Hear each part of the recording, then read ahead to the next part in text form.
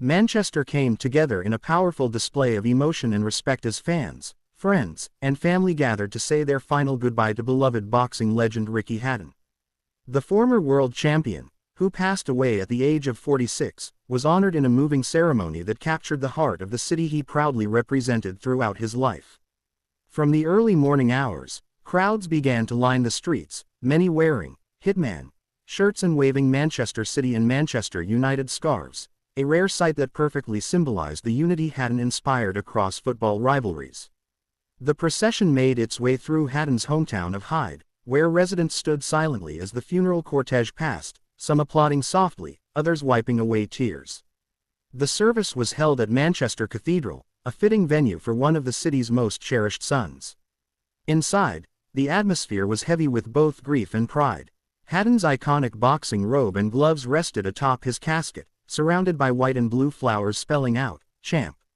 His family, including his sons Campbell and Connor, both of whom have followed in his footsteps into the boxing world, sat in the front row, supported by friends and sporting legends who came from around the globe to pay tribute.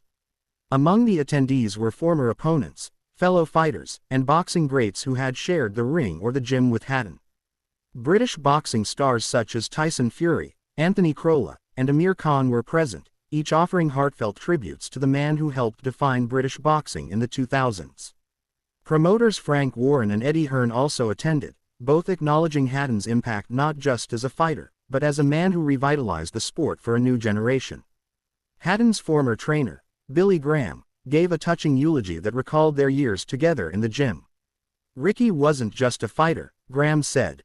"He was Manchester. He carried the weight of a city on his shoulders and did it with heart, humor, and humility."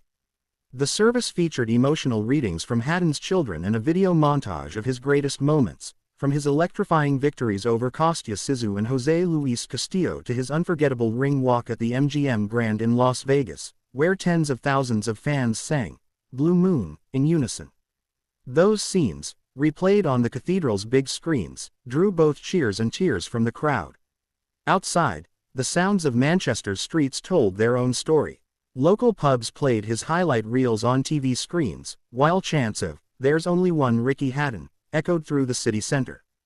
Taxi drivers, shop owners, and young fans who never saw him fight live all shared stories about how the boxer's kindness and down-to-earth nature touched their lives. Hatton's impact went far beyond the ring. Known for his working-class roots, sharp wit, and love for his hometown, he became a symbol of Manchester's grit and pride. Even in retirement, he continued to mentor young fighters and give back through his gym, Hatton Boxing, which has trained hundreds of aspiring boxers over the years. His son Campbell Hatton, now a professional boxer, spoke during the service about his father's legacy. "Dad showed me what it means to fight, not just in the ring, but in life. He taught me to stand tall, to care for people, and to never forget where you come from." After the cathedral ceremony, Hatton's coffin was carried out to the sound of "Blue Moon" sung by the crowd outside. Thousands clapped rhythmically, waving flags and banners that read, "Thank you, Champ," and "Manchester's own." The funeral procession then made its way to Gordon Cemetery, where Hatton was laid to rest beside his parents. In a touching moment, boxing gloves and flowers were laid on his grave by fans who had traveled from as far as Ireland, Scotland, and the United States. Many described the day as a celebration of Hatton's life rather than just a farewell, a reminder of the joy and pride he brought to millions. Even as the sun set over Manchester, the tributes kept coming. At the Etihad Stadium and Old Trafford, both clubs lit up their stands in blue and red lights to honor the local hero. The city council also announced plans to commission a permanent statue of Hatton in Hyde, ensuring that future generations remember the fighter who represented Manchester with unmatched passion. For those who followed his career, Hatton's legacy is not defined solely by his world titles or thrilling fights, but by his humanity. He was a fighter who remained one of the people, approachable, funny, and humble. His famous walkouts, often accompanied by a pint and a smile, reflected his authenticity and his bond with the fans. As Manchester said its last goodbye, it was clear that Ricky Hatton's spirit will live on in the gyms, arenas, and hearts of those he inspired. He may have left the ring for good, but in the eyes of his city, he'll always be the Hitman, a champion, a hero, and above all, one of their own.